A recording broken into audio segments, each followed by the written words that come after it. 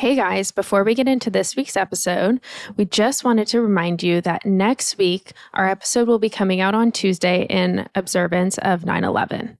Also, if Cheryl's audio sounds a little bit off this week, there were a bit of technical difficulties in Italy, but the episode is still great and all the content is there, and we hope you enjoy. Welcome to That's on Them. We're your hosts. I'm Aspen. And I'm Cheryl, and we're here to talk about life's challenges and how to navigate them. Offering tried and true tips and tools. Let's do this, baby. Hi, Aspen. Hi, Cheryl. Happy September. Happy September. Fall is here. I know. Pumpkin spice latte. Oh, gosh. That is so scary that you said that. Well, it's like, it's the theme of the season. That's all I see right now is pumpkin spice. I'm still sweating here. Yeah, that's kind of scary. At least here in Italy, we're not going to Halloween this quickly. So there's a couple of things we wanted to talk about before we got started. One is that we are going to have a 2-part series this time. So this is going to be episode 1 of a 2-episode series. That makes any sense. Yes, it's awesome. And it was inspired by a listener, which we love the most. We had someone write in asking a couple questions about this, and it was just serendipitous. We're like, let's talk about it. It's a perfect way to jump into the fall. We're back to school, back to work, like hitting the ground running. What a great way to start the season with a bit of reflection. Deflection to reflection. That's what we're going to be talking about today. I have a question for you, Cheryl. Do you remember back to when you had moments, maybe it was like early on before you had done so much of your work that you found that you were like pretty deflective and not very reflective? Absolutely. How about you? Oh, yeah. Because looking in the mirror seemed a little scary at the time. Oh, you just gave my tool away. You know what? You're already preempting the tool. Sorry. So yes, avoidance, definitely. I think we can all say that we definitely avoid like the plague, diverting, shifting attention, deflect our conflicts, right? I'm sure that we all deflect our conflicts. I know I deflect my conflicts sometimes. Especially when they strike a chord, that deflection really comes in as a protective mechanism of, I don't want to face this right now. This is not a problem I want to be a part of in this moment. Deflect, put it on someone else. Well, deflection leads to procrastination as well, right? Which is stress. Because the best way to deflect and to not deal and have deflection in your life is to procrastinate it. And just to put it, that's a different way to pause and park. I just want everyone to know. That's actually a good distinction though, because pause and park is not a tool of deflection. It's becoming aware of something and actually taking a minute before you react to it or deal with the problem. Deflection is complete, like, you're not there. I don't see you. Yes. And we'll get back to, and what's so cute about what you just said is pause and park really is a reflection, right? Yes. We're just kind of like putting that, guys, we're just putting this all together as we speak. But I could tell a little story of deflection if you want. Yes, please do. Enlighten me. Yeah, well, it's not necessarily an enlightened story, but it definitely is a deflection story. And one of my bestest friends in California has no idea I'm going to tell this story. So love you. Don't you? That's all I'm going to say. So my girlfriend was married and they had a few kids, like 6. And they decided they were going to be breaking up and divorcing after many, many years. And there was, some conflict, et cetera, et cetera, et cetera. And it took many years to divorce this individual. And the person was just so toxic and difficult in the sense of everything was everybody else's fault. And the anger and oh my God, the avoidance was just, and I would literally be like, look in the mirror, for God's sakes, look in the mirror. Anyway, what had happened was when he finally decided, okay, this is happening, he absolutely yells at her and says, the only reason you're leaving me is that you have a lesbian lover and it's Cheryl.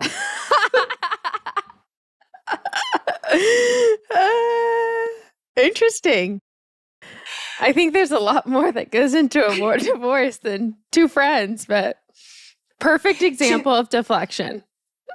Right. And so like to this day, we call each other LL because it was our way of actually getting through it too. And her way of getting through it, because then we would just joke about it. Like, well, you know, you're leaving him because of me.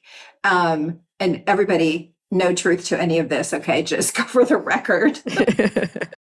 But it was quite a deflect. Like that's deflection on steroids. Like that is complete narcissism. That is fear. Mm-hmm. That is, I will never look in the mirror. You know, like, let's get to the reflection part. What's reflection? Reflection is look in the mirror and reflect. Right. It's scary to look in the mirror. It's scary to have your eyes seriously look in that mirror and go, uh-oh, what do I see? Mm-hmm. But you kind of have to reflect and find out what's inside, right? What's that automatic thing that you constantly do to yourself to deflect and avoid? Mm-hmm. What's that procrastination? And how do you shift it? Yeah, it's really being honest with yourself and having the hard conversation with yourself of what part am I playing in this scenario? And guess what? I've had those conversations with myself and it's been like, I am the villain. I am the problem. The problem is me. And again, you know, not everything is our fault, but it takes two to tango, obviously, especially in a divorce. But you have to understand your part, and that reflection piece is extremely important. Mm-hmm. Extremely. We not only learn from experience, we learn from reflection. Like our biggest lesson in life, quite frankly, will be learning from reflection. Right. Like you said, that's on me, right? Right. I mean, that's on them too. Come on. Yeah. Like, let's get real about it. Of course.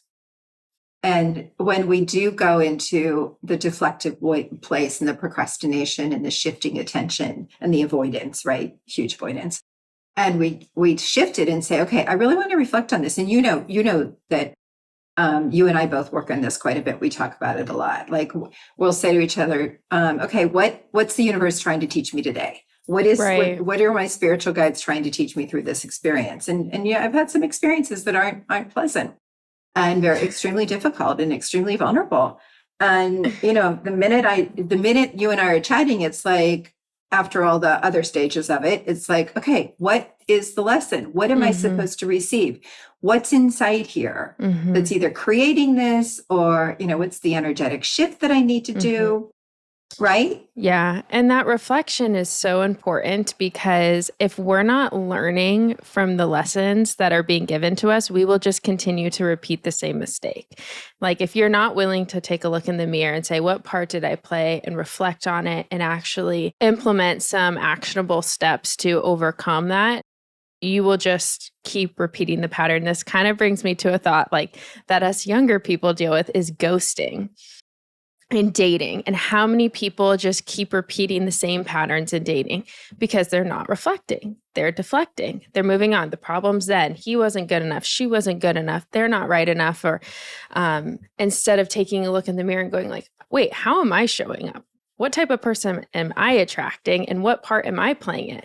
How many people, like, I know I've ghosted people. I've also been ghosted and it totally sucks. It sucks and it hurts and it's disrespectful to yourself and it's disrespectful to others. And it's like also not fostering a healthy dating community at all. And it's all deflection. I don't want to deal with this. I don't F this person. I just won't respond. It's like, avoidance, honey. Whoa. It is. It is total, you know, I say steroids a lot, but it is avoidance on steroids. Yeah. Like, divert, deflect, procrastinate. I don't want to deal with it. I mean, you just push it to the side. You know, that's on them. I don't care. But the ghost, you know, okay, ghosting is not just for young people. Everybody out there, little shit. Ghosting is not a generational thing. Just so you guys don't get to own it. Okay. We had ghosting in our own way. So Absolutely. It's been going on. I know a lot of we people learn are from the laughing. best. Yeah, you learned from the best, us. But ghosting does suck.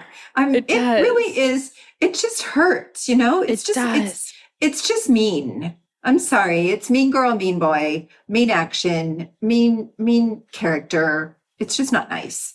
But it's such avoidance because the person that's ghosting is truly in their own little fear cycle, right? They're like in a little hamster cage. What do I do? What don't I do? What should I do? Right. Let's jump out. Okay, I'm just going to avoid. Okay, well, here's the deal, everybody. The bottom line is you can avoid all you want. It's going to come back around and bite you in the buttocks. Because if you don't start reflecting and you continue to ghost, your character is just going to be in the poopy head. Right? I mean, you're just going to continue the pattern and it's only going to get worse. And you're going to destroy your character. Sorry for... Right. And you and I both know that the energy you put out is the energy you receive back.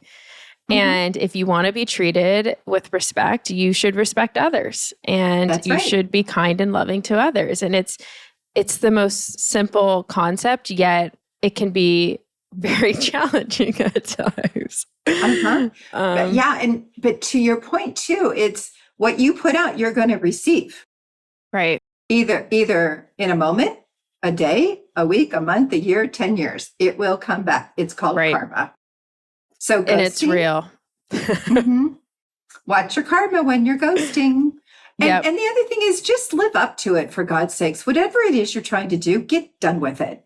It's so much harder to procrastinate and hold on to it and just keep putting it off and putting it off. Just deal with it.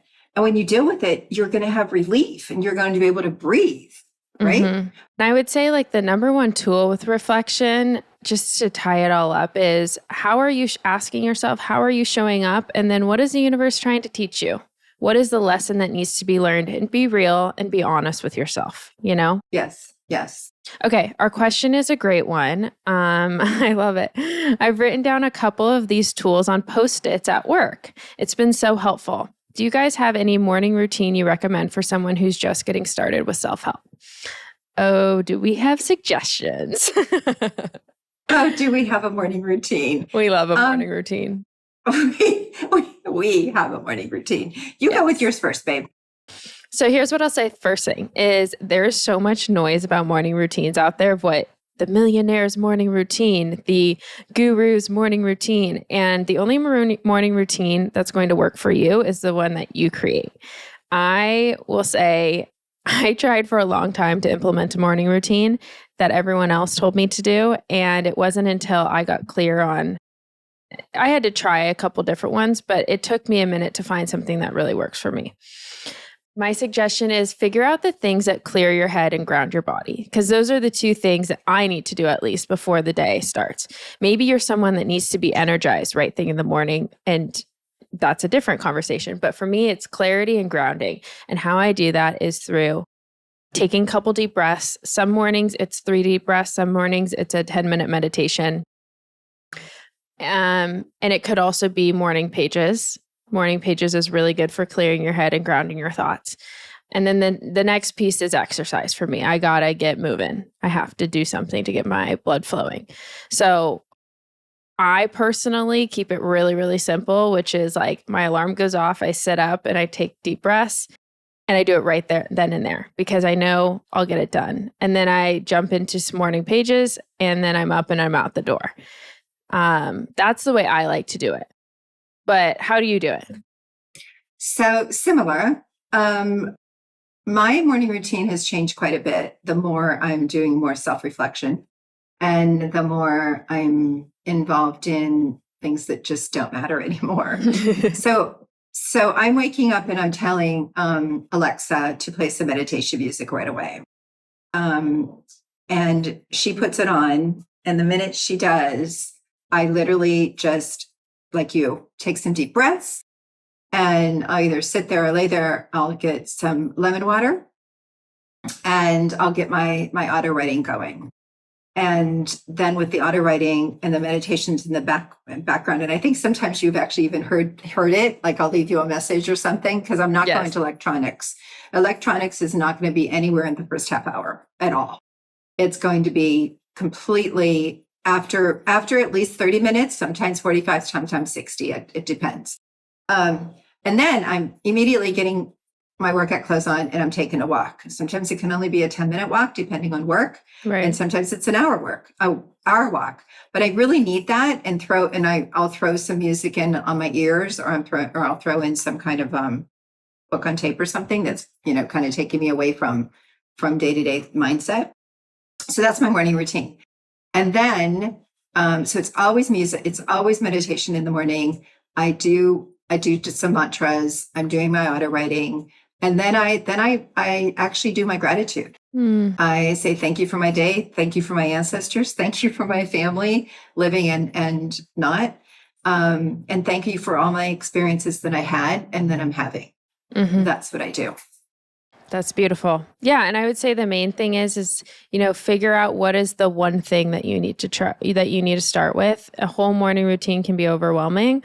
If it's 3 things you're grateful for to write down, start there. If it's 3 deep breaths, start there. If it's a 20-minute meditation, gosh, you're a superstar. Like, start there. You just need to figure out what works for you. It might just be, hey, I need to get up and go stretch outside. But just, I would say, look at the buckets of mind, body, spirit, and do something for one of those buckets. Mm-hmm. And make sure there's no holes in those buckets so they're not leaky.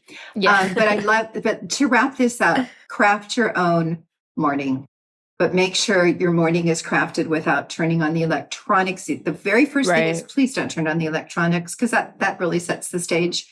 Just do something for you. And if you have 5 minutes in the shower to do it. Do the breathing in the shower, do the singing in the shower, do whatever it is to just take care of you.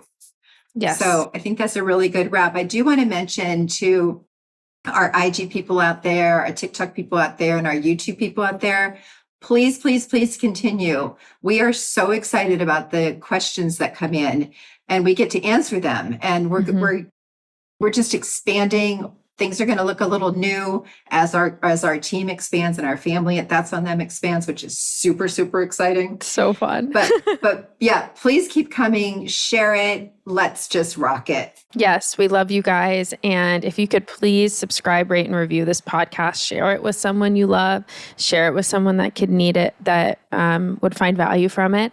And then we're on YouTube. So if you actually want to watch us and see our facial expressions and the weird faces we make, come on over to YouTube and watch it. All right, guys. Love you guys. Have a great week.